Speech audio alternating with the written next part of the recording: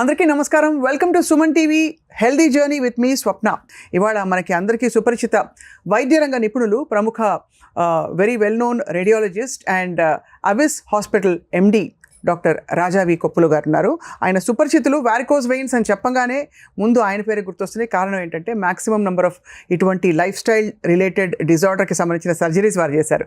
Doctor రాజా, welcome sir. నమస్కారం అండి. Traffic constables మనం అస్సలు పట్టించుకొని వ్యక్తులు ఎవరైనా ఉన్నారా అంటే, పైగా విసుకుంటూ ఉంటాం. వాళ్ళు అప్పుడప్పుడు రోడ్డు మీదకి వచ్చేసి మధ్యలోకి చెయ్యి అడ్డు పెట్టేసి పెద్ద పెద్ద కార్లు, బస్సులను ఆపేస్తారు. పెడెస్ట్రియన్ సేఫ్టీ కోసం ఎంత కృషి చేస్తారు. రోజుకి సార్ 8 గంటలు దగ్గర అట్లీస్ట్ 7 to 8 hours నిలబడే ప్రొఫెషన్ ఏదైనా ఉందా అంటే అది ట్రాఫిక్ కానిస్టేబుల్స్ది.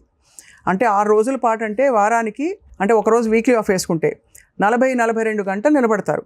అంటే నెలకి సుమారు 42 into 30, అంటే 30 రోజుల పాటు ఇన్ని గంటలు నిలబడ్డారంటే 1000-1200 గంటలు నిలబడ్డం అంటే ఇది మాటలు కాదు సార్. చాలా తరుకుపోతుంది. ఎందుకంటే వాళ్ళకి వచ్చే ₹1 ఆదాయం, జీతాలు కూడా ఎంత ఉంటాయి సార్ వాళ్ళకి, traffic constable standing on the road. వాళ్ళ కోసం ఎవరు ఏమి ఆలోచించరనిపిస్తుంది. ఎందుకంటే మన కోసం వాళ్ళు నిలబడి ఎండనక వాననక, కోవిడ్లో టైంలో అసలు ఏ టైంలో కూడా వాళ్ళు ఆగలేదు. వాళ్ళకి డస్ట్ పొల్యూషన్ అఫెక్ట్ చేయదు, ఇంకా ఏమీ రాకూడదు వాళ్ళకి, ఇంకా అన్నిటినీ జయించేసినట్టు వాళ్ళు నిలబడి ఉంటారు. మనం విసుకుంటూ ఏసీ కార్లో కూడా అలా వెళ్ళిపోతూ ఉంటాం. వాళ్ళ స్టాండింగ్ వల్ల 1200 గంటలు పర్ మంత్ అంటే సంవత్సర కాలంలో వీ కెన్ ఇమాజిన్ సార్ ఎన్ని, ఒక 10-12 వేల గంటలు పర్ ఇయర్. ఇంకా జీవితకాలం వాళ్ళ సర్వీస్ అంతా ఎన్ని గంటలు నిలబడతారో ఊహించుకోవచ్చు మనం. Very sad. So would it be right to say traffic కాప్స్కి మరి న్యాచురలీ వాళ్ళకి వారికోజ్ వెయిన్స్ సమస్యలు ఎక్కువ వస్తాయా సార్? చాలా ఎక్కువ. Treated so many traffic constables, traffic ASIs, చాలా కామన్. ఇంకా వాళ్ళకి ఇదంతా ఈ 7 hours 6 hours మామూలు రోజులు. ఇంకా బందోబస్తు అని ఇంకుంటుంది, అది వేరే స్టోరీ. ఏముంటుంది సార్ బందోబస్తు అంటే ఎవరో ఏదో విఐపీ కోసం వెయిట్ చేస్తూ గంటలు నిలబడి ఉంటారు. ఆ రోజు అయితే అసలు మామూలుగా అయితే కొంచెం పావు గంటలు కూర్చోవచ్చు. ఇప్పుడు ఎవరైనా వస్తున్నారు 2 గంటలు, ఆయన ఎప్పుడు వస్తారో తెలియదు. విఐపీ గారు ఈయన అలా నిలబడే ఉంటారు అప్పుడు దాకా. ముందు నోటీస్ వస్తుంది. అది హారబుల్. వాళ్ళకి ఎలా స్టార్ట్ అవుతాయి సార్? అసలు వాళ్ళకి తెలుస్తుందా సమస్య స్టార్ట్ అవుతుంది బాడీలోని? వాళ్ళకి పాపం తెలియదు. ఒక విధంగా కొంచెం వాళ్ళు ఎక్కడ ఎస్కేప్ అవుతారంటే వాళ్ళకి కొంచెం ఫిట్నెస్ ఎక్కువ ఉంటుంది. Because they're cops right. So కొంచెం ఎక్సర్సైజ్ చేస్తారు, ఫిట్నెస్ ఎక్కువ ఉంటుంది. కానీ డెఫినెట్గా మై గాడ్, ట్రాఫిక్ కాప్సే కాదు పాపం, లోవర్ లెవెల్ కాప్స్ చాలా మందిలో నేను ఆపరేట్, ఇప్పుడు almost more than 500-600 cops police వాళ్ళకి నేను ఆపరేట్ చేశాను. Very common. I mean they stand, వాళ్ళ హెవీ బూట్స్, పైగా వాళ్ళ బూట్స్ కూడా చాలా హెవీగా ఉంటుంది. That makes a difference. How does it make difference? Leg లాగుతూ ఉంటుంది. ఆల్రెడీ క్యాబెరికోస్ ఉన్నాయి, దానిలో బ్లడ్ అంతా పూల్ అయింది. ఈ బూట్స్ లో అలా ఇంకా పూల్ అవుతుంటుంది. హెవీ బూట్స్ అవి. So everything is dragging down right. In fact కొంతమందికి నేను లెటర్స్ ఇచ్చిన పాపం వాళ్ళకి they don't get exemptions from the boss.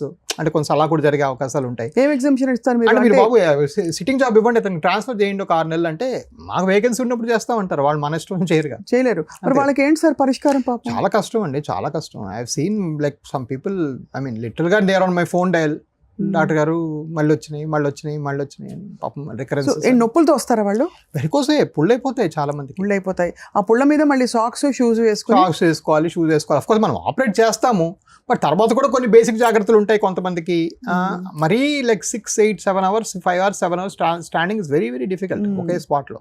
So మీరు ఇందులో స్పెషలైజ్ చేస్తున్న ఒక సర్జన్ గా ఒక లైఫ్ స్టైల్ చేంజ్ చెప్పాలంటే వాళ్ళ కోసం ఎలాంటి, బికాజ్ వాళ్ళు ఏదో వాకింగ్ మనకు చెప్తారు, ఇప్పుడు కూర్చుంటే 2 నిమిషాలు నడిచి every 1 hour go take 2-minute walk అని రాసుకుంటాం మనం. వాళ్ళకి ఎక్కడ వాక్ చేస్తారు ట్రాఫిక్లో? They stuck to where they are. వాళ్ళకి ఏం మార్పులు చెప్తారు సార్ సిస్టమిక్గా? బికాజ్ ఇది పెద్ద సమస్య అవుతుంది కదా.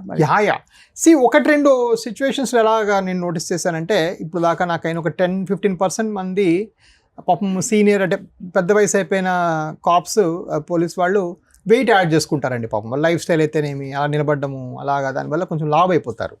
ఒక పాయింట్ అది కొంచెం ప్రాబ్లం అవుతుంది. డెఫినెట్గా alcohol, smoking, life style modification అనేది అందరికీ అవసరమే, వీళ్ళకి ఇంకా అవసరం. ఎందుకంటే ఈ కాలులో ఆల్రెడీ డ్యామేజ్ పెరిగిపోయింది కాబట్టి. రెండోది మాత్రం డెఫినెట్గా నన్ను అడిగితే we have to create a system. At least ఇలాంటి ప్రాబ్లం వచ్చిన వాళ్ళకి కొంచెం ఆఫ్లైన్ తీసుకుపోవాలి డ్యూటీలోంచి. వాళ్ళకి డెస్క్ జాబ్స్ ఒక 3 నెలలు 4 నెలలు ఇచ్చి కొంచెం సెట్ అయ్యేదాకా వెయిట్ చేసి అప్పుడు మళ్ళీ రీడిప్లాయ్ చేయాలి. అది కొన్నిసార్లు పాసిబుల్ అయిందండి. నేను లెటర్స్ రాసే చాలా మందికి అయింది, ట్రాన్స్ఫర్స్ చేసి పాపం సిట్టింగ్ జాబ్కి వెళ్ళారు డెస్క్ జాబ్స్కి. బట్ కొన్నిసార్లు వాళ్ళు వచ్చి, సార్ ఎవరు పట్టించుకోలేదు సార్, మరి ఇంకేం చేస్తామని చెప్పేసి. సో వాళ్ళకి ఏమిటి సార్ పరిష్కారం? సో ఫస్ట్ ఆఫ్ ఆల్ ఏంటంటే దీన్ని కొంచెం సిస్టమిక్గా కూడా చూడాలండి. నెంబర్ 1 ఏంటంటే అట్ ఎర్గనామిక్ లెవెల్, అంటే right man for the right job అంటారు కదా, ఎర్గనామిక్స్. సో ఎర్గనామిక్ లెవెల్లో ఫస్ట్ ఆఫ్ ఆల్ వాళ్ళకి చాలా చేంజెస్ తీసుకురావాలి. నా ఉద్దేశంలో అసలు ఈ డస్ట్ పీల్చుకుంటూ అన్ని దగ్గర నిలబడాల్సిన అవసరం లేదు. చాలా తక్కువ దగ్గరలో కొంచెం ప్రొటెక్టెడ్ అట్మాస్ఫియర్లో పెట్టేసి ప్రతి ఒక్కరు ఆ రూల్ ఫ్లౌట్ చేసిన ప్రతి ఒక్కరు ఫోటో తీసి ఫైన్ నోటీసులు పంపించేయడమే. వేరియస్ రీజన్స్కి ప్రభుత్వాల్లో అంటే నేను ఈ లో లెవెల్లో ఎప్పుడు తప్పట్నండి, ఎప్పుడు కూడా మిస్టేక్స్ పై లెవెల్లో అవుతాయి. సో ప్రభుత్వాల్లో ఏంటంటే ఆ నిశ్చయం లేదు, దృఢ నిశ్చయం. ఇప్పుడు ఒక చిన్న ఊర్లో 200-300 మందికి ఫైన్ నోటీస్ పంపితే రేపు పొద్దున ఓట్లు ఎవరు వేస్తారు అని ఒక ఎమ్మెల్యే గారు ఇలాగ ఆలోచించడం వల్ల కొంచెం దురదృష్టవశాత్తు ఇలాంటివి ఏవి అవ్వట్లేదు. ఇది అసలు కాస్తూ కూడుకున్న విషయం కానే కాదు. To put a tag on every number plate and వాడు లైన్ దాటగానే ఒక IoT డివైస్లో ఫోటో తీసి పంపించడం, ఫైన్ నోటీస్ సాయంకాలం కల్లా పంపడం ఈ రోజులో మనకున్న సిస్టమ్స్లో అసలు ఇంపాసిబుల్ కానే కాదు. అప్పుడు 10 మంది పంపితే చచ్చినట్టు అందరు లైన్లో పడతారు. సో ఫస్ట్ వీళ్ళని అసలు ఎందుకు ఇక్కడ నిలబెట్టి మనం ఏం చేస్తున్నాం అని ఫస్ట్ ఆలోచించాల్సిన విషయం. ఆలోచించాలి. చాలా కష్టం కదా సార్. మీకు చాలా మంది పేషెంట్లు వస్తారా ట్రాఫిక్? విపరీతం అండి, అసలు 100% వస్తారు ట్రాఫిక్ వాళ్ళు. ఎలా మొదలవుతుంది వాళ్ళ నొప్పి? సో కాళ్ళు నొప్పులు, కాళ్ళు హెవీ బూట్స్, కాళ్ళు నొప్పులు, కాళ్ళు విపరీతమైన దురదలు, చీదర అనిపించడం, ఆ తర్వాత ఏమో వాళ్ళు రావటం, మళ్ళీ వాళ్ళకి వచ్చే స్కీమ్స్ మొదట్లో వాళ్ళకి ఆరోగ్య భద్రత అవన్నీ ఉంటాయి. మళ్ళీ వాటిలో మళ్ళీ ఈ లేజర్స్ లేటెస్ట్ ప్రొసెస్ ఇంక్లూడ్ చేయడానికి పెద్ద బ్యూరోక్రసీ ఉంటుంది.